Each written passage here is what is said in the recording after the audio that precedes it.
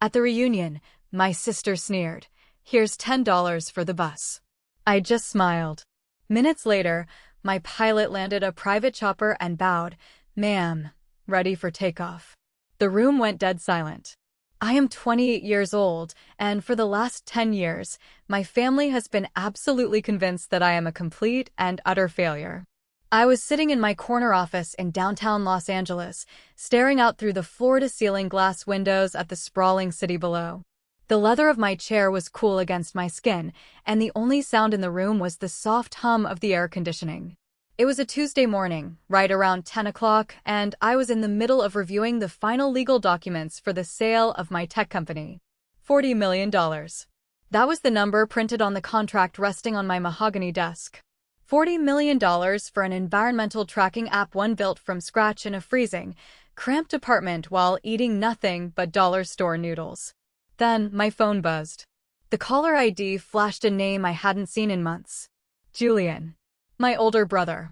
I let it ring 3 times before I finally picked up. I didn't even get a chance to say hello before his voice, dripping with that familiar, patronizing arrogance, filled my ear.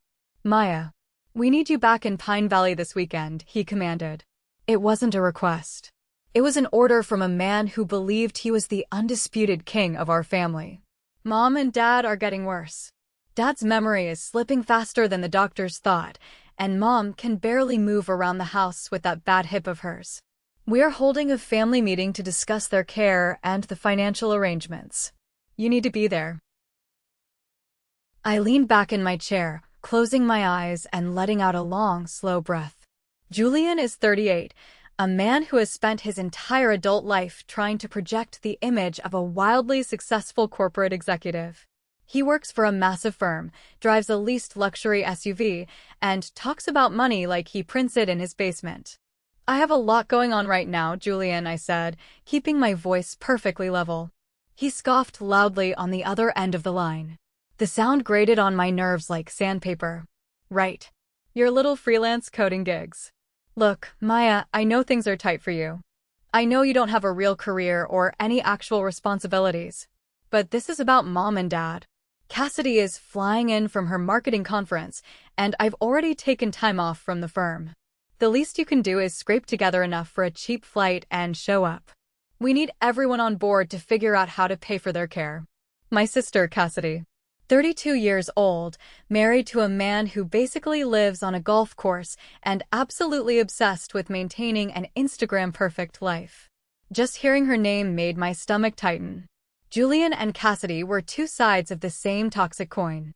They had spent my entire life looking down their noses at me, treating me like the family embarrassment because I didn't get a shiny corporate degree or marry into old money. "I'll be there," I said quietly. "Good," Julian replied, his tone softening into that sickening, fake pity he always used with me. "And hey, if you can't afford a hotel, you can stay in your old room. Just don't expect us to cover your meals. See you Friday, kiddo." He hung up before I could respond. I pulled the phone away from my ear and stared at the screen for a long time. They wanted a family meeting to discuss finances. They thought they were going to corner the broke, struggling youngest sister and shame her into submission. A small, cold smile crept onto my face. I looked down at the $40 million buyout contract on my desk. Oh, I would be at the family meeting, all right. But I wasn't going to show them this version of Maya. Not yet. If I walked in wearing a designer suit, they would immediately start scheming to get their hands on my money. I needed them to think I was still at the bottom. I needed them to show their true colors. A few hours later, the heavy oak door to my office clicked open, and my executive assistant, Sloane, walked in. Sloane is fiercely intelligent, organized to a fault, and knows more about my life than anyone else on the planet. She was holding a sleek tablet and a stack of financial reports, ready to brief me on our final transition strategy for the company handover. But she stopped dead in her tracks when she saw what I was doing. I was standing near the leather sofa in the corner of my office, stuffing a pile of faded, worn-out clothes into an old, frayed canvas backpack. Sloane blinked, adjusting her glasses. "Maya, please tell me you are not packing that thing for a business trip. We literally just secured a $40 million deal." You have a closet full of tailored suits and a set of custom luggage that costs more than my car. I chuckled, holding up a faded gray sweater. The right cuff had a noticeable tear in it, and the wool was pilling around the collar. It was the exact sweater I used to wear during my absolute lowest point, back when I was skipping meals to pay for server hosting fees. I'm not going on a business trip, Sloan. I'm going home to Pine Valley. Sloane's expression immediately shifted from confusion to deep concern. She knew all about Julian and Cassidy. She had been there during the nights I woke up in a cold sweat, haunted by the memories of my family's emotional abuse. You're going back there? Why? Family meeting, I replied, tossing a pair of scuffed, 3-year-old sneakers into the backpack and zipping it up. Mom and Dad's health is declining. Julian called the shots. They want to discuss long-term care facilities and how we are going to pay for it. Sloane crossed her arms, tapping her polished fingernails against her tablet. So, you're intentionally dressing like a broke college student who just failed finals? Why don't you just fly in on the private jet, wear your Rolex, and shut them up once and for all? Show them who the real boss is. I walked over to the floor-to-ceiling window, looking out at the endless traffic of Los Angeles. Because, Sloane, wealth doesn't change toxic people. It just changes their tactics. If they know I have money, the narrative will instantly shift. Julian will start demanding loans he never intends to pay back. Cassidy will suddenly want to be my best friend so she can use my connections for her marketing galas. They will play the victim and try to bleed me dry. I need my armor. And your armor is looking homeless? Sloane asked, raising an eyebrow. My armor is letting them underestimate me, I corrected her softly. When people think you have nothing, they don't bother hiding their ugly side. They drop their masks. I want to see exactly how they plan to treat me when they think I am completely powerless. I want to see the pure, unadulterated arrogance. I need to know exactly who I am dealing with before I burn their illusions to the ground. Sloane sighed, clearly hating the idea of me subjecting myself to my family's abuse, but she understood my logic. In the ruthless world of tech startups, playing the fool while holding all the cards was a strategy that had saved my skin more than once. Fine, Sloane said, tapping her tablet. But we are taking precautions. I am not letting you walk into the lion's den without a safety net. What are my instructions? I turned back to her, my expression hardening. Book me a seat on the cheapest commercial flight you can find. Economy class, middle seat if possible. I want to look exhausted when I arrive. But behind the scenes, I want you to contact our private pilot, Declan. Have him fly the company's black helicopter to the small private airstrip just outside Pine Valley. Tell him to stay on standby all weekend. Fully fueled, ready to lift off at a moment's notice. Sloane finally smiled, a sharp, predatory grin. So, we are playing the long game. Understood. Declan will be waiting 15 minutes away from your parents' house. Anything else? Yeah, I said, slinging the ugly canvas backpack over my shoulder. Keep your phone near you on Saturday morning. When I send you the signal, I want that helicopter landing on their front lawn. The next morning, I found myself wedged into the middle seat of a cramped, overbooked commercial airplane. The air smelled faintly of stale coffee and recycled breath. To my left, a businessman was aggressively typing on a laptop, his elbow constantly jabbing into my ribs. To my right, a teenager was sleeping with his mouth open, occasionally snoring over the roar of the engines. It was a stark, jarring contrast to the quiet luxury of the private jet I usually chartered for company business. But this discomfort was necessary. It was grounding. It was putting me exactly in the mindset I needed to be in to face Julian and Cassidy. As the plane hit a patch of turbulence, rattling my teeth, I closed my eyes and let my mind drift back to Pine Valley. My hometown was nestled in a picturesque region of California famous for its rolling vineyards, boutique wineries, and a culture that worshipped superficial success. In Pine Valley, your worth was measured by the label on your wine bottle, the square footage of your estate, and the brand of the car parked in your driveway. Growing up, I was always the oddball. While Julian was the star athlete destined for corporate greatness, and Cassidy was the homecoming queen organizing charity wine tastings, I was the quiet nerd sitting in the corner with a laptop, writing code. My parents tried to be fair, but it was painfully obvious they viewed Julian and Cassidy as their true legacies. They were the children who followed the script. I was the wild card, the disappointment who refused to play by the town's snobby rules. When the plane finally touched down on the tarmac with a heavy thud, I grabbed my worn canvas backpack and joined the herd of passengers shuffling toward the exit. I walked right past the line of sleek black town cars and luxury rideshares waiting at the curb, and instead hailed a beat-up, yellow taxi that looked like it hadn't been washed in a month. The taxi driver tossed my bag into the trunk, and I slid into the back seat. The vinyl cushions were cracked, and the whole car smelled faintly of old cigarette smoke and cheap pine air freshener. As we pulled out of the airport and began the long drive through the winding valley roads, I stared out the window at the endless rows of grapevines. They looked beautiful, bathed in the late afternoon sun, but to me, they just looked like cages. Every mile brought me closer to the house, and with every mile, the knot in my stomach pulled tighter. It wasn't fear. It was a heavy, suffocating anticipation. I knew exactly what was waiting for me. I knew the specific tone Julian would use when he greeted me. I knew the exact way Cassidy would look me up and down and wrinkle her nose in disgust. I had spent years running away from their judgment, building an empire in the shadows just so I would never have to ask them for a single dime. I looked down at my faded gray sweater and the scuffed toes of my sneakers. For a brief second, I felt a flicker of the old insecurity, the terrified 18-year-old girl who just wanted her family to be proud of her. But I quickly crushed that feeling, burying it deep under a mountain of cold, hard reality. That girl was gone.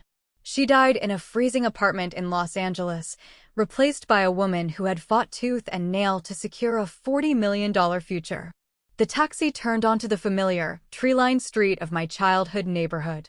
The houses here were sprawling ranch-style homes, most of them boasting small, private vineyards in their backyards.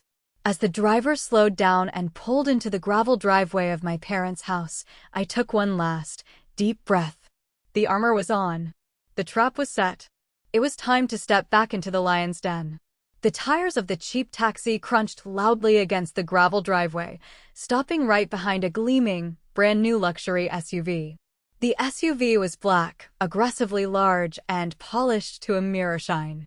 I didn't even need to see the license plate to know it belonged to my brother. I paid the driver in cash, grabbed my frayed backpack, and pushed the squeaky door of the taxi open. Before my feet even hit the ground, I saw Julian. He was standing on the wraparound wooden porch of our parents' house, leaning casually against the railing. He was dressed like he was ready for a photo shoot in a business magazine, crisp navy slacks, a perfectly tailored light blue polo shirt, and a gold watch that caught the afternoon sunlight just right. He watched the taxi pull away, a slow, condescending smirk spreading across his face. "Well, well, well," Julian called out, his voice carrying easily across the yard. "Look who finally decided to grace us with her presence. I was beginning to think you were going to hitchhike all the way from LA. I forced my shoulders to slump slightly, playing the part of the exhausted, beaten-down sister. Flight was delayed, Julian. Traffic was bad. He slowly walked down the porch steps, closing the distance between us. He didn't offer a hug. He didn't even offer a handshake. Instead, he stood a few feet away, his eyes scanning me from head to toe, taking in the faded sweater, the torn cuff, the scuffed sneakers. The smirk on his face deepened into a look of absolute pity. "I can see that," he said, shaking his head slowly. "Rough trip, huh? Maya, look at you. You look like you've been sleeping on a park bench. Are things really that bad down in the city?" I looked into his eyes. On the surface, he was playing the concerned older brother. But underneath, I could see the truth. I am trained to analyze data, to look for the hidden patterns, and Julian was an open book. I noticed the way his eyes kept darting back to his own expensive car, desperate to ensure I had noticed it. I noticed that his gold watch, while flashy, was an older model, the kind you buy secondhand to keep up appearances. And beneath the overpowering scent of his designer cologne, I could detect the subtle, sour smell of nervous sweat. Julian was projecting massive success, but he was trying way too hard. I'm managing, I mumbled, keeping my eyes downcast. Freelance work is just a little slow right now. Julian let out a loud, theatrical sigh, placing a heavy hand on my shoulder. His grip was tight, almost painful, a physical reminder that he considered himself the boss. Maya, Maya, Maya. When are you going to wake up and get a real job? I told you years ago that this tech startup fantasy of yours was a dead end. Look at me. I'm a senior vice president now. I just closed a major real estate deal over golf yesterday. I have security. I have a mortgage. I have a life. He squeezed my shoulder one last time before letting go and gesturing vaguely at my backpack. Come on inside. Mom and Dad are in the living room. Try not to upset them with your whole situation. They have enough on their plates without worrying about how their youngest daughter is going to afford her next meal. I bit the inside of my cheek so hard I tasted a faint metallic tang of blood. The sheer arrogance of the man was staggering. He was lecturing a multimillionaire about financial security. But I swallowed the anger, pasting a weak, grateful smile on my face. Thanks, Julian, I said softly. I'll try to keep a low profile. Good girl, he said, turning his back on me and walking up the stairs. He didn't even offer to carry my bag. I followed him up the wooden steps, my old sneakers making no sound compared to his heavy, expensive leather shoes. The trap was working perfectly. Julian was so blinded by his own ego that he couldn't see the massive storm gathering right above his head. The inside of the house smelled exactly as I remembered, a mix of old wood, lavender polish, and the faint, dusty scent of aging books. Julian led me down the hallway and into the main living room. The afternoon sun was filtering through the lace curtains, casting long shadows across the faded floral carpet. My father was sitting in his large, brown leather recliner facing the television, though the screen was completely blank. He looked terribly small. The strong, commanding man who used to carry me on his shoulders through the vineyards was gone, replaced by a fragile shell. His hair was entirely white, and he was staring at his own hands with a look of deep, unsettling confusion. The dementia had progressed rapidly. Sitting on the sofa nearby was my mother. She had a thick orthopedic cushion propped under her leg, a grim reminder of her recent hip surgery. Her face was lined with exhaustion, but the moment she saw me standing in the doorway, her eyes lit up. Maya, honey, she gasped, her voice trembling. She tried to push herself up, wincing in pain. I dropped my backpack instantly and rushed over, gently pushing her back down into the cushions. Don't get up, Mom. I'm here. I'm right here. She wrapped her thin, fragile arms around my neck, hugging me tightly. I could feel her bones through her cardigan. When she finally pulled back, she cupped my face in her hands, her eyes scanning my features. Then, her gaze dropped down to my faded sweater and the torn cuff. Her smile faltered, replaced by a look of heartbreaking pity. Oh, my sweet girl, she whispered, her voice cracking. You look so tired. Are you eating enough down there in the city? Are you warm enough in your apartment? You know, if you need a little money for groceries, I can ask Julian to. I'm fine, Mom. Really. I have enough to eat, I said quickly, fighting the sudden lump forming in my throat. This was the hardest part of the disguise. I hated lying to her. I hated making her worry. Julian, who had been leaning against the doorframe watching the reunion, loudly cleared his throat. Don't stress yourself out about her, Mom. Maya made her choices. We're here to talk about your needs, not hers. We have a lot of financial planning to do. My mother sighed, looking down at her lap. I know, Julian. I just worry. The medical bills, they are so high. Even with insurance, the copays and the specialists, it's a fortune. She looked up at me, tears welling in her eyes. But we have been so lucky, Maya. A miracle, really. For the past 2 years, an anonymous charity foundation has been covering almost all of our out-of-pocket costs. The bank says it's a private donor for families of dementia patients. Without them, we would have lost this house months ago. I felt a cold shiver run down my spine, and I had to physically force my face to remain completely blank. I slowly reached out and patted my mother's hand. That is wonderful news, Mom. A real miracle.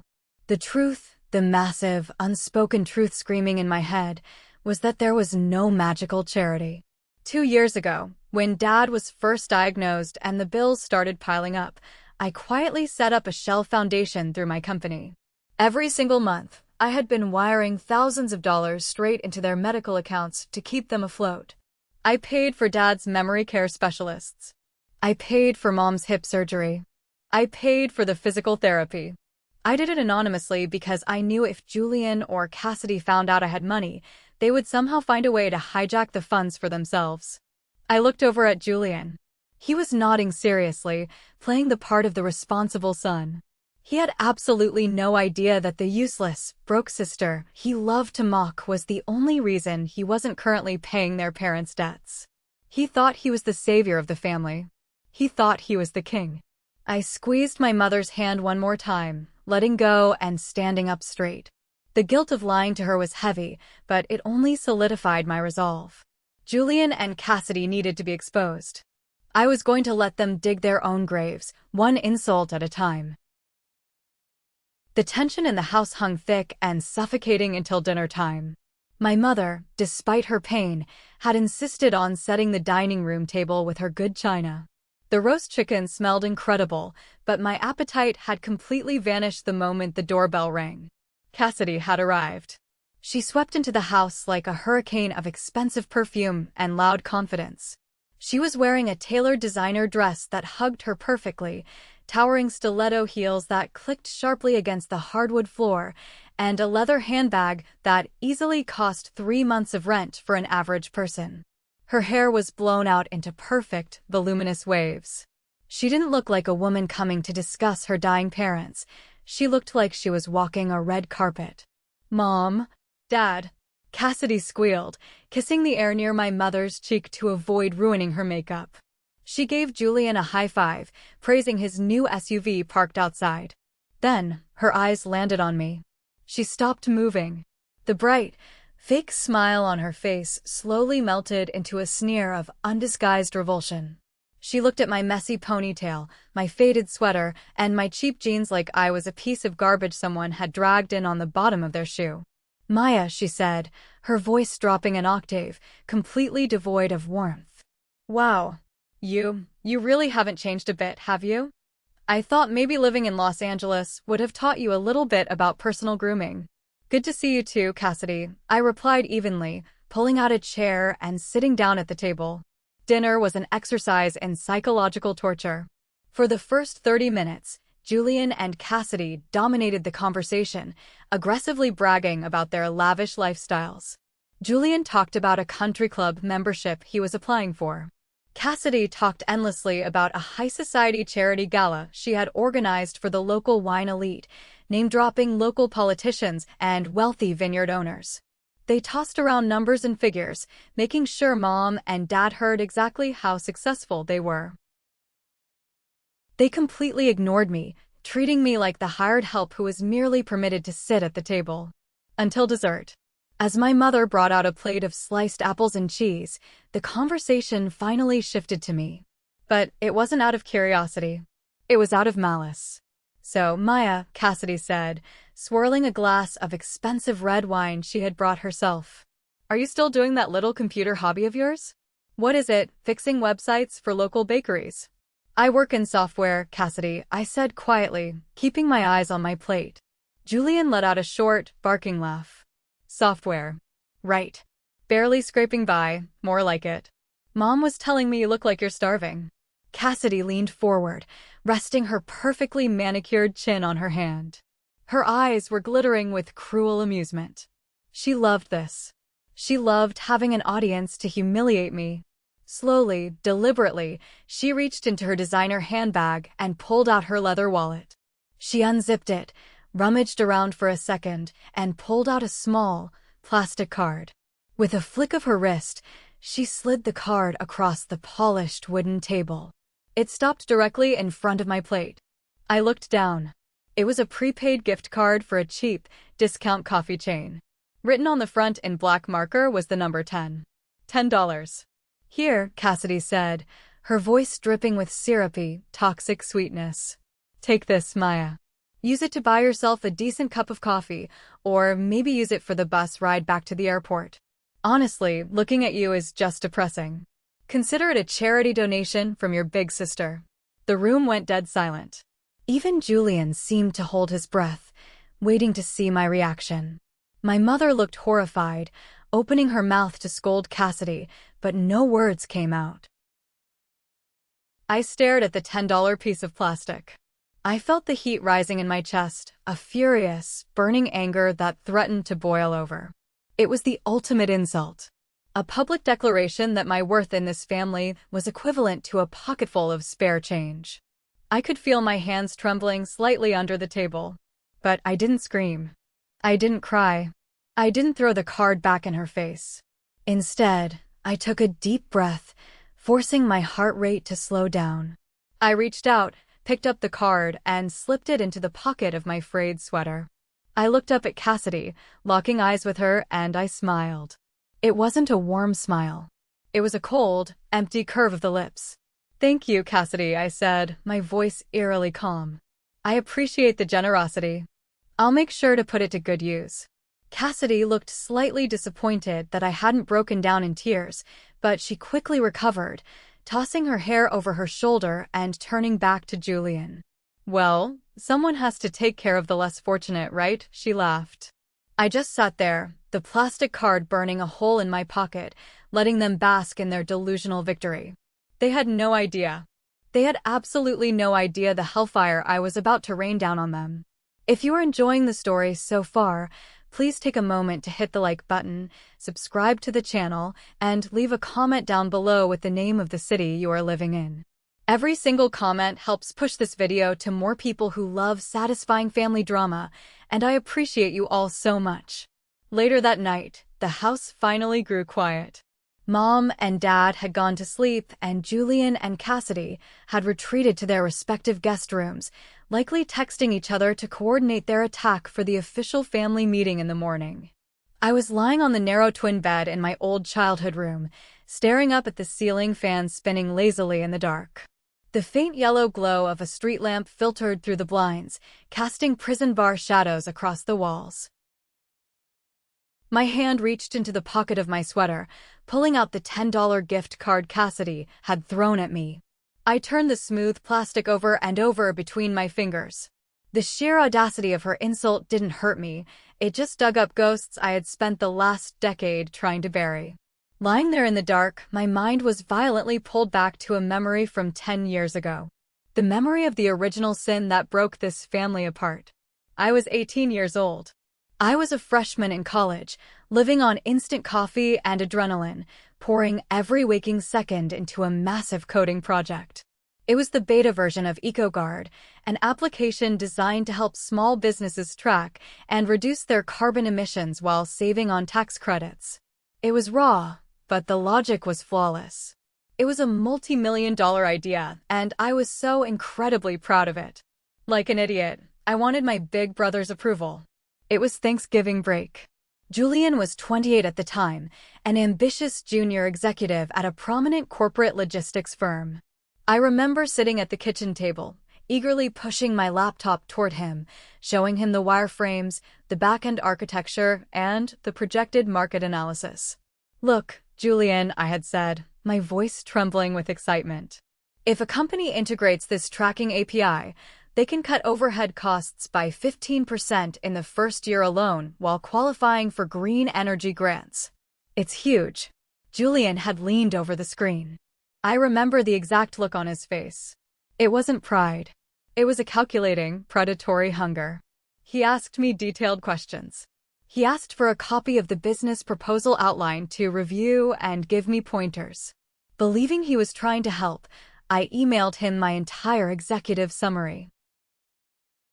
3 months later, my world collapsed. I received an industry newsletter in my email. The headline announced a major breakthrough at Julian's logistics firm. They were launching a revolutionary new internal software system to track carbon emissions and slash overhead costs. The lead architect on the project, the man who was just promoted to senior vice president and handed a massive bonus check for his innovative vision, was Julian.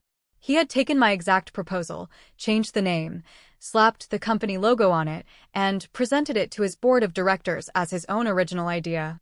I remember calling him, my hands shaking so violently I dropped the phone twice. When he finally answered, I was sobbing, demanding an explanation, begging him to tell me it was a misunderstanding. Julian's voice on the phone was ice cold, devoid of any guilt. "Grow up, Maya," he had hissed. "Ideas are cheap. Execution is everything.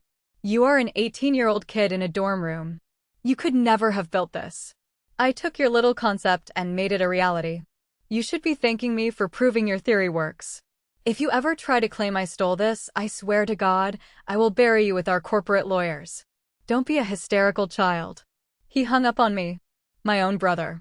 He stole my intellectual property, used it to build the foundation of his fake, luxurious life, and then threatened to destroy me if I dared to speak the truth. That was the day the sister who loved him died. I squeezed the $10 gift card in my hand so tightly it bent in half with a sharp snap. The memory of his betrayal tasted like ash in my mouth. Tomorrow morning, Julian was going to stand in the living room and try to demand money from me. He was going to try and assert his dominance. He thought I was still that terrified 18-year-old girl crying on the phone. I tossed the broken plastic card into the trash can next to the bed. I wasn't an 18-year-old kid anymore. I was the CEO who had just sold the final, perfected version of that stolen idea for $40 million. I closed my eyes, a cold, ruthless calm settling over my mind. Let them sleep peacefully tonight. Tomorrow, the storm was coming. The betrayal from Julian was a massive, bleeding wound, but it was Cassidy who poured salt into it and made sure it never healed properly.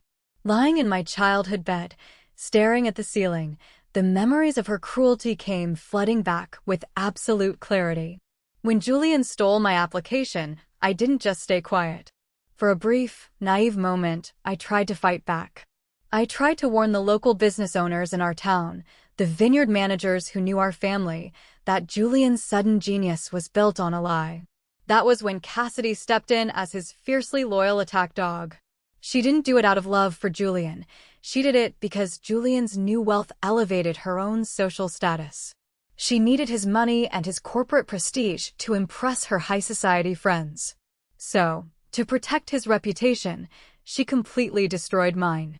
Cassidy used her connections in the local marketing circuits and country clubs to launch a quiet, brutal smear campaign against me. She started planting seeds of doubt in everyone's minds. She would attend wine tastings and charity galas, sighing dramatically, telling people that her poor little sister was suffering from severe mental health issues. She told them I had dropped out of college because I was having paranoid delusions, that I was obsessively jealous of Julian's success, and that I was making up crazy stories about him stealing from me. She was brilliant at it. She played the tragic, concerned older sister perfectly. And the wealthy elites of Pine Valley swallowed every single word of her poison. Within 6 months, I was entirely socially isolated. I was uninvited from family weddings and holiday parties because my presence was deemed too disruptive. When I tried to secure a tiny, $5,000 loan from a local community bank to restart my coding projects, the loan officer, who played golf with Julian, looked at me with a mixture of pity and annoyance, denying the application immediately. Cassidy didn't just take away my credibility, she took away my entire support system. She painted me as an unstable, toxic liar, completely assassinating my character so that Julian could walk away clean with my life's work. I remember calling her one night, begging her to stop spreading the rumors, telling her she was ruining my life. Her response was a cold, cruel laugh.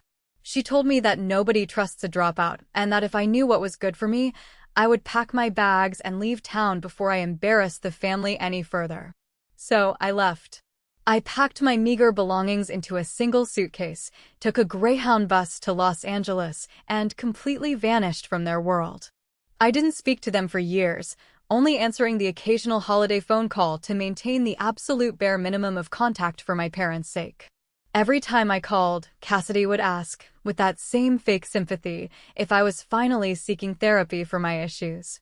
They successfully exiled me. They built their perfect, shiny lives on top of my ruined reputation. They thought they had buried me alive in Los Angeles, assuming I would eventually just fade away into a life of poverty and quiet failure. They thought I was weak.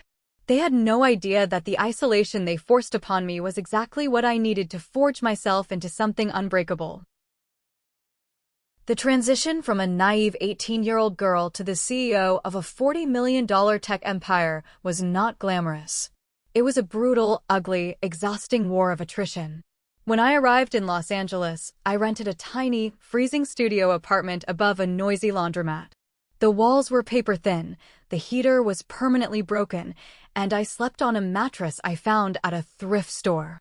I took a job working the graveyard shift at a cheap diner, pouring coffee for drunk tourists until 4 in the morning. I would get home, sleep for exactly 4 hours, and then wake up to write code until my fingers cramped and my eyes burned.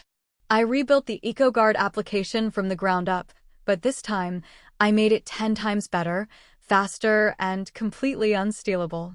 I learned corporate law by reading textbooks in the public library. I learned how to draft ironclad non-disclosure agreements. I lived on a strict diet of dollar store ramen noodles and tap water. There were weeks when I had exactly $12 in my bank account, terrified that a single unexpected bill would leave me homeless. But every time I felt like giving up, every time the exhaustion threatened to break me, I would think of Julian's smug smile. I would hear Cassidy's cruel laughter echoing in my head. Their betrayal was the endless fuel burning in my chest. Anger is a fantastic motivator if you know how to harness it, and I harnessed every single drop. After 4 years of relentless grinding, the breakthrough finally happened. A mid-sized logistics company in California took a chance on my beta software. Within 3 months, they saved hundreds of thousands of dollars in operational costs. Word spread like wildfire. Investors started calling. My team grew from just me in a freezing apartment to 50 brilliant engineers in a downtown high-rise. And then, 6 months ago, a massive tech conglomerate bought us out. $40 million, and I retained my position as a senior executive advisor. I opened my eyes, the memory of those dark days fading away, replaced by the yellow glow of the street lamp in my childhood bedroom. The sun was just beginning to rise over Pine Valley. The birds were starting to chirp outside the window. It was Saturday morning, the day of the family meeting. I sat up on the edge of the twin bed, rolling my shoulders. The anger from the past was no longer a wild, uncontrollable fire. It was a sharp, focused laser. I slipped out of bed and pulled the frayed gray sweater back over my head. I looked at myself in the small mirror on the closet door. I looked exactly like the broken, defeated sister they expected to see. The armor was locked firmly in place. I took a deep breath, opened the bedroom door, and walked out to face the firing squad. The family meeting was scheduled for 9 o'clock sharp in the main living room. When I walked in, carrying a mug of cheap instant coffee, the stage was already set.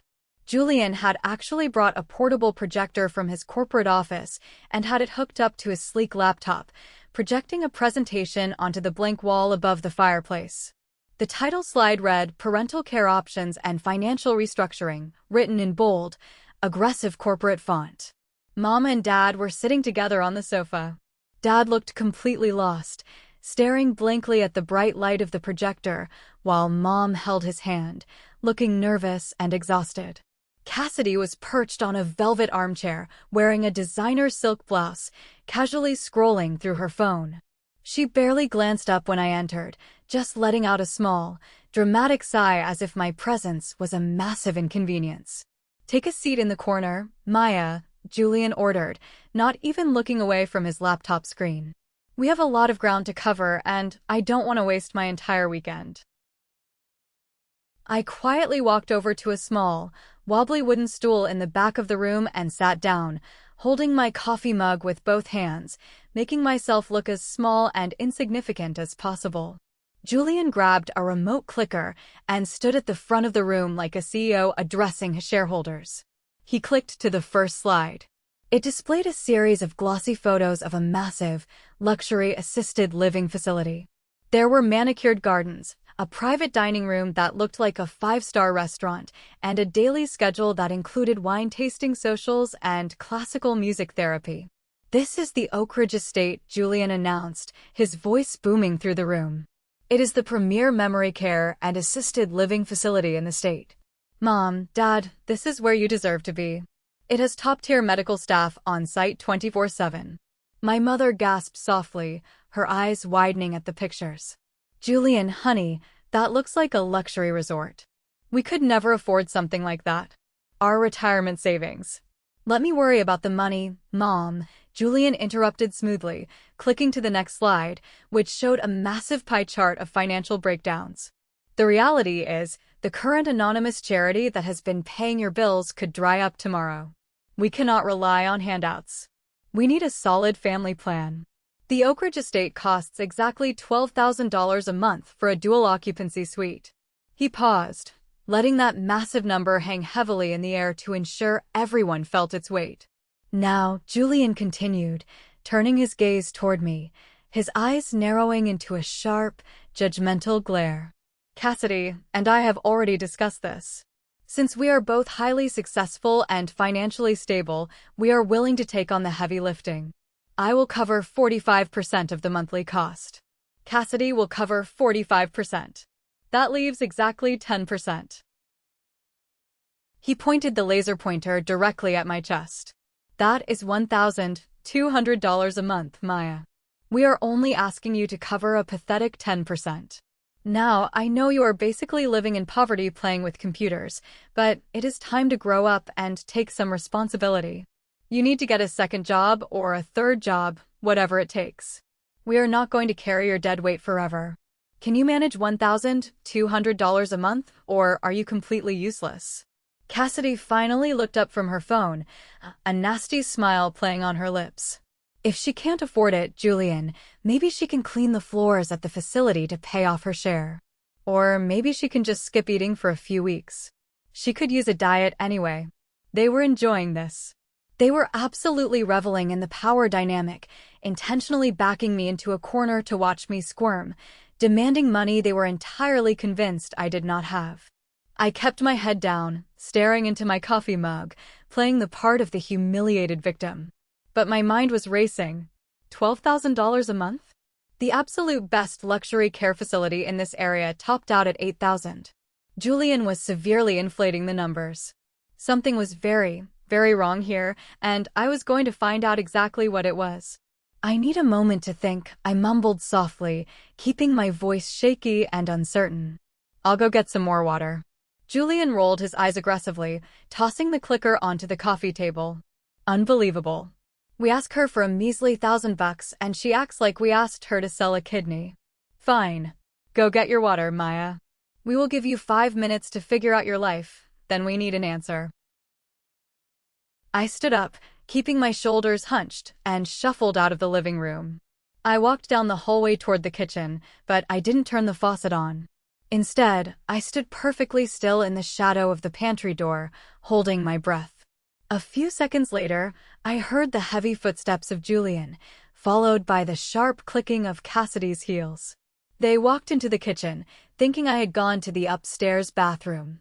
"God, she is so pathetic," Cassidy whispered loudly, opening the refrigerator to grab a bottle of sparkling water. "Did you see her face? She looked like she was going to cry over $1,000. "I don't care if she cries, I just need her to agree to pay it," Julian hissed, his voice tight with an underlying panic I had never heard before. "I need that extra cash flow, Cassidy. The firm is doing an internal audit next month. If they find out how much company capital I shifted around to cover my personal margin calls, I am completely ruined." I froze in the shadows, my heart hammering against my ribs. "Calm down," Cassidy said, popping the cap off her water. "You'll get the money. The facility only costs $8,000 a month. If we force Maya to pay her $1,200 and we liquidate Mom and Dad's remaining retirement portfolio under the guise of managing their estate, we can easily siphon off the extra $4,000 a month to cover your mortgage arrears. Nobody is going to audit a family medical fund." "It's not just the mortgage, Cass," Julian groaned, sounding genuinely desperate. I am maxed out on 3 different platinum credit cards. My car lease is 3 months behind. If I don't get a massive injection of cash by the end of the quarter, the bank is foreclosing on the house. You have to back me up on this. If Maya refuses to pay, we have to threaten to cut her off completely. She'll pay, Cassidy laughed, a cold, empty sound. She's a weak little loser who just wants to belong to this family. She will work 3 shifts at a diner just to make us happy. Besides, my husband's golf tournament ran us into the ground this year. I wouldn't mind taking a little cut of Mom's retirement fund myself to pay off my Neiman Marcus card. Standing in the dark, the last remaining thread of family loyalty inside my chest snapped. The sound it made in my mind was deafening. It wasn't just arrogance anymore. It wasn't just them being cruel. It was pure, sociopathic greed. Julian was bankrupt, living a complete lie, drowning in debt from his pathetic need to look rich. Cassidy was right there with him, ready to steal from our sick parents to fund her designer shopping habits. And they were planning to use me as a pawn, squeezing blood from a stone to cover up their financial crimes. They weren't trying to care for Mom and Dad. They were trying to rob them blind. I didn't feel angry anymore. Anger is hot and chaotic. What I felt was absolute, freezing absolute zero. I slowly reached into the pocket of my jeans and pulled out my phone. I opened my messages and pulled up my assistant, Sloane's, contact. I didn't need to type a long explanation. We already had a code. I typed a single word, execute. I hit send, slipped the phone back into my pocket, and stepped out of the shadows. I walked into the kitchen, grabbing a glass from the cabinet, my face a mask of perfect, chilling calm. Julian and Cassidy jumped slightly, instantly silencing their conversation, pasting their fake, judgmental smirks back onto their faces. Figure it out yet, Maya? Julian asked mockingly. I have, I said softly.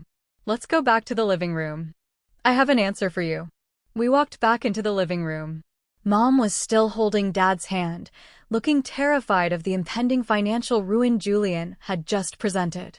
Julian confidently marched back to the front of the room, picking up his clicker, while Cassidy draped herself over the velvet armchair, waiting for the show.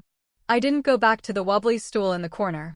Instead, I walked right to the center of the room, standing directly between Julian and the projector screen. Well, Julian demanded, crossing his arms. Are you going to act like an adult and contribute your $1,200, or are you going to be a parasite for the rest of your life? Cassidy chimed in, pointing a manicured finger at my chest. Honestly, Maya, if you sell that hideous sweater and maybe pawn whatever cheap laptop you use for your little freelance gigs, you might make the first month's payment. I looked at Cassidy. I looked at Julian. I looked at the fake, inflated pie chart on the wall behind them. Then I reached into my pocket and pulled out my phone. I didn't hide it. I didn't act timid. I held it up for both of them to see, unlocked the screen, and dialed a number. What are you doing? Julian barked, his face flushing with sudden irritation. Put the phone away, Maya. This is a serious family meeting, not a time for you to chat with your little internet friends. I ignored him. The phone rang twice before a crisp, professional voice answered on the other end. It was Declan, my private pilot. Ma'am, everything is prepped. Awaiting your command, Declan said, his voice coming through clearly in the quiet room. I didn't break eye contact with Julian. Declan, bring it in. Right now. Front lawn. Copy that. ETA is exactly 3 minutes, Declan replied, hanging up. I lowered the phone and slid it back into my pocket. I crossed my arms and stood perfectly still. Julian stared at me, his jaw clenching. He let out a loud, mocking laugh, looking over at Cassidy, who was rolling her eyes. Bring what in? Did you just call an Uber? Are you seriously throwing a temper tantrum and running away because we asked you to be responsible? You are 28 years old, Maya. This is pathetic, even for you. Yeah, go ahead and run away, Cassidy sneered, standing up from her chair. Go back to your miserable little apartment. Just know that you are dead to this family. When Mom and Dad are gone, don't you dare come crying to us for a handout. I'm not running anywhere, I said, my voice dropping its timid edge entirely. The volume was low, but the authority in my tone was absolute. It was the voice I used in boardrooms when I was negotiating multi-million-dollar contracts. Julian blinked, physically taken aback by the sudden shift in my demeanor. Then what the hell was that phone call? Julian demanded, stepping toward me, trying to use his height to intimidate me. Who did you just tell to come to the front lawn? My ride, I said simply. Your ride. Cassidy laughed hysterically.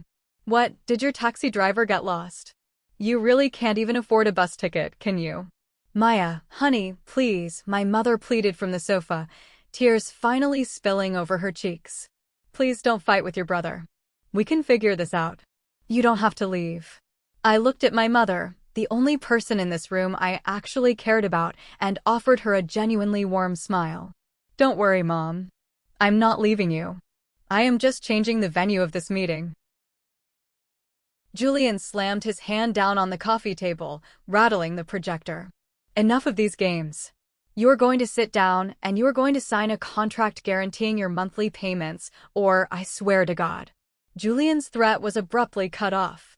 At first, it was just a low, rhythmic thumping sound, like a heavy drum beating in the distance. But within seconds, the sound grew exponentially louder, vibrating through the floorboards and rattling the teacups in my mother's china cabinet. The glass panes of the living room windows began to shake violently. The noise turned into a deafening, mechanical roar that completely drowned out everything else in the room. Cassidy screamed, covering her ears. Julian stumbled backward, his face draining of all color as he stared past me, looking out the large bay window toward the front yard. The trap had officially snapped shut. A massive shadow fell over the living room, blocking out the morning sun. The wind outside instantly whipped into a violent frenzy, violently thrashing the ancient oak trees in the front yard. Through the trembling glass of the bay window, my family watched in absolute, paralyzed horror as a sleek, matte black private helicopter descended from the sky. It was a magnificent machine, a twin-engine corporate chopper worth more than every single house on this street combined. The sheer downward force of the rotor blades completely flattened my mother's prized rose bushes and snapped the wooden vineyard trellises near the driveway like toothpicks. Dirt, leaves, and gravel were blasted into the air, creating a chaotic storm right outside the front door. The helicopter touched down heavily on the center of the manicured lawn, the engines whining as they idled. The side door slid open smoothly. Declan stepped out onto the grass. He was wearing a razor-sharp, custom-tailored black pilot's uniform with gold trim, a headset resting around his neck. He didn't look like a taxi driver. He looked like private security for a head of state. He walked directly to the front porch, ignoring the swirling debris, and stood at strict attention, waiting. Inside the living room, the atmosphere was a vacuum of absolute shock. Cassidy's knees literally buckled. She let out a whimpering gasp and collapsed backward onto the velvet armchair, her hands clutching her chest as if she were having a heart attack. Her designer handbag slid off her lap, spilling her makeup and the cheap $10 gift card onto the floor. Julian looked like he had been struck by lightning. His mouth was hanging wide open, his eyes bulging out of his head. He looked from the massive black helicopter to the pilot standing on the porch, and then slowly, agonizingly, turned his head to look at me. The arrogant, commanding senior vice president was gone. In his place was a terrified, deeply confused man whose entire perception of reality had just been shattered. What? Julian stammered, his voice barely a whisper over the muffled roar of the engines outside. What is that? Whose is that? I casually reached down, picked up my frayed canvas backpack, and slung it over my shoulder. I looked Julian dead in the eyes, stripping away the final piece of the disguise, letting the cold, ruthless CEO take full control. That, I said, my voice slicing through the room like a scalpel, is my helicopter. And Declan is my employee. Mom let out a loud gasp, her hands flying to cover her mouth. Dad just stared at the shiny machine outside, a faint smile on his face, oblivious to the nuclear bomb that had just detonated in his living room. No, Cassidy choked out, shaking her head frantically, her perfect hair now a messy tangle. No, that's a lie. You're broke. You wear trash. You don't have a job. I don't have a job, Cassidy. I own the company, I corrected her sharply. I turned toward the front door, gesturing toward the porch. Now, since you two are so deeply concerned about financial planning and accountability, we are going to finish this conversation. But we are doing it on my turf. I am not getting in that thing, Julian yelled, panic finally breaking through his shock. I don't know what kind of scam you are running, Maya, but I am calling the police. You can't just land an aircraft in a residential neighborhood. I let out a harsh, mocking laugh. Call them, Julian. I paid the city a $50,000 noise violation fine in advance just to have clearance to land here. The police already know. Now, get your coat, help Mom into her wheelchair, and get in the damn chopper. If you refuse, I will walk out that door, and I will leave you to drown in your credit card debt and mortgage arrears completely alone. Your choice. Julian froze. His eyes darted around the room like a trapped animal. He realized in that split second that I had heard his conversation in the kitchen. He realized I knew everything. The absolute terror in his eyes was the most beautiful thing I had ever seen. Defeated, humiliated, and utterly broken, Julian slowly nodded. Good, I snapped. Let's go. The flight from Pine Valley to Los Angeles was less than 40 minutes, but it felt like an eternity of agonizing silence for my siblings. Mom and Dad sat by the windows, Mom holding Dad's hand, looking completely bewildered but strangely calm. Julian and Cassidy, however, sat rigidly in the plush leather seats of the helicopter, their faces pale, avoiding my gaze at all costs. The noise-canceling headsets provided by Declan ensured nobody had to speak. I just sat across from them, casually scrolling through emails on my phone, letting the crushing weight of their new reality sink in. We flew over the sprawling city, bypassing the commercial airports entirely. Instead, Declan banked the helicopter toward the exclusive, gated hills just outside the city limits. We descended toward a massive, 20-acre private estate. The property was surrounded by high stone walls, featuring rolling green lawns, a huge infinity pool that seemed to drop off into the horizon, and a stunning, ultra-modern glass and steel mansion nestled into the hillside. Declan set the chopper down gently on the private helipad located behind the main house. The moment the doors opened, my team was waiting. Sloane stood on the tarmac, holding a thick leather binder, looking immaculate in a tailored designer suit. Beside her was Gavin, my private executive chef, wearing a crisp white apron over his uniform, ready to offer refreshments. I stepped out first, followed by my trembling siblings who had to help my parents down. Welcome home, Ms. Westbrook, Sloane said clearly, her voice echoing over the quiet hum of the cooling engines. She didn't bat an eye at my faded sweater. She handed me the leather binder. The financial dossiers you requested are fully prepared. Every bank statement, every hidden account, completely verified. Thank you, Sloane, I said, taking the binder. I turned to my family, gesturing toward the massive glass doors of the mansion. Let's go inside. We have a meeting to finish. Cassidy was practically hyperventilating as we walked through the grand foyer. The ceilings were 30 feet high, adorned with modern art installations. The floors were imported Italian marble. We walked into the main living area, a space larger than my parents' entire house, offering a panoramic view of the Los Angeles skyline. I sat down at the head of a massive, custom-built oak conference table in the center of the room. I didn't offer them a seat, but Mom and Dad sank into a luxurious leather sofa nearby, while Julian and Cassidy remained standing, looking around like terrified tourists who had wandered into a high-security vault. I tossed the thick leather binder onto the table. It hit the wood with a loud, heavy thud that made Cassidy flinch. Right, I began, folding my hands on the table. Let's talk about the Oak Ridge estate. $12,000 a month. You wanted me to pay $1,200 to prove I wasn't useless, while you two heroically covered the rest. That was the pitch, right, Julian? Julian swallowed hard, his Adam's apple bobbing nervously. Maya, listen, we can explain. Oh, you don't need to explain anything, I interrupted, my voice devoid of any emotion. I already have the explanations right here in this binder. It's time for a real financial audit. I flipped open the binder to the first tab, pulling out a stack of documents and sliding them across the smooth oak table toward Julian. Julian Westbrook, Senior Vice President, I read aloud, my tone dripping with clinical detachment. 3 platinum credit cards, all entirely maxed out. Your luxury SUV is 3 months behind on lease payments. You have taken out 2 secondary mortgages on your home, and your bank is preparing foreclosure documents for the end of the quarter. You are completely, utterly bankrupt. The only reason you called this family meeting was to liquidate Mom and Dad's retirement portfolio to save your own pathetic, fake lifestyle. Julian's face turned ash gray. He stared at the bank statements on the table, his hands shaking. How did you get these? This is illegal. You hacked my accounts. I didn't hack anything, I replied coldly. When you sold a $40 million tech company, you tend to make friends with some very high-level forensic accountants. You left a paper trail a mile wide, Julian. You are a fraud.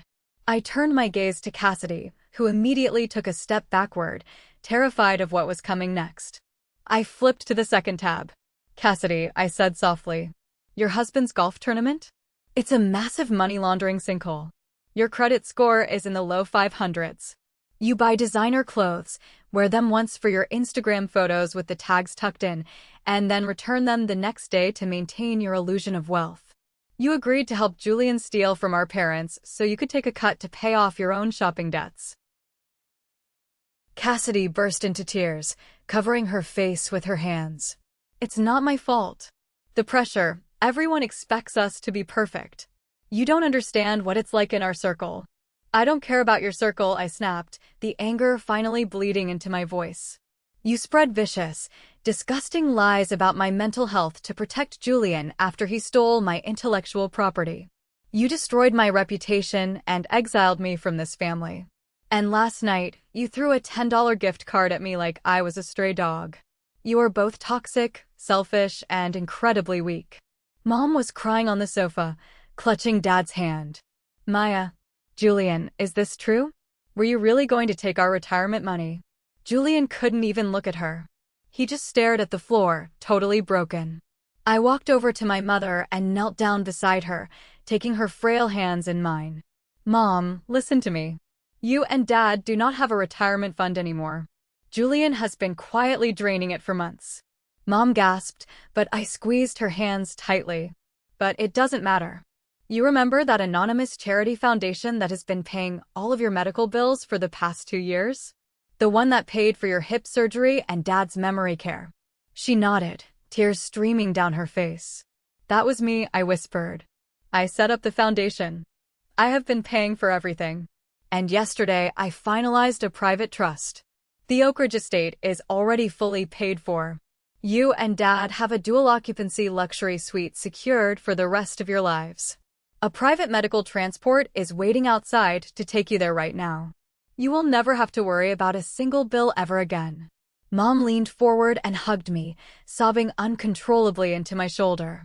I held her, feeling a massive, crushing weight finally lift off my chest. I had protected them. I had won. I stood up and looked at my brother and sister one last time. They were standing in the middle of my $40 million mansion, completely exposed, stripped of their fake wealth and their unearned arrogance. The medical transport will take Mom and Dad to their new home, I said, my voice echoing in the large room. As for you two, Sloan has called a cheap, discount taxi. It is waiting at the front gates. It will take you back to the commercial airport, where you will fly economy back to your miserable, bankrupt lives. Maya, please, Julian begged, his voice cracking. I'm your brother. I'm going to lose my house. Just a small loan. 100,000. It's nothing to you. Please. I looked at him, feeling absolutely nothing. No pity. No anger. Just a profound, liberating emptiness. 10 years ago, you told me that ideas are cheap and execution is everything, I said quietly. Well, Julian. I executed. Now, get out of my house. Both of you. You are dead to me. I turned my back on them and walked over to the massive glass window, looking out over the sprawling city of Los Angeles. I heard Sloan sternly direct them toward the door. I heard the click of Cassidy's heels and the heavy, defeated shuffle of Julian's shoes as they were escorted out of my life forever. The toxic ties were finally severed. I had built my empire in the dark, and now I was finally standing in the light. Am I wrong for cutting them out completely and refusing to save my brother from his own bankruptcy? Thanks for watching. If you haven't subscribed yet, hit that button and ring the bell for more daily family drama stories. Drop a comment below to let me know your thoughts on Maya's revenge.